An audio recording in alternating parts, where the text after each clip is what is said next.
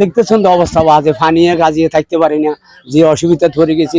খানা দানা খাইলেও খাতো খামাই নাই, কিছু নাই, কি যে কষ্ট নিয়ে নেমে চলি, বুঝেন না। আমাদের ঘরে এখানে পানি ঢুকছে, পানি ঢুকে আমাদের বাসাগুলো ঢুকে গেছে। আমরা এখন আর্থিক অবস্থা খারাপ, আমরা চলতে পারতেছি না, আমাদের স্বামীদের বুট চলতেছে না, এখন রান্না বান্না করতে পারতেছি না, কি করে আমরা চলবো? ঘরের ভিতরে পানি রান্না বান্না করে রাখতে পারি, খুব কষ্ট আছে, আর অসম্ভব কষ্ট আছে। আরো বেশি কষ্ট আছে, কষ্ট আছে বেশি, ঘর বাড়ি পানি গাজি ঢুকে গেছে। নাই, চলতে খুব সমস্যা, গরু ছাগল নিয়ে কষ্ট পাইতেছি বেশি, ডুবে গেছে হাঁটু পর্যন্ত, কোনো দিকে 1 কেমিল পর্যন্ত পানি হয়ে গেছে। করতে খুবই কষ্ট হইতেছে বন্যার কারণে।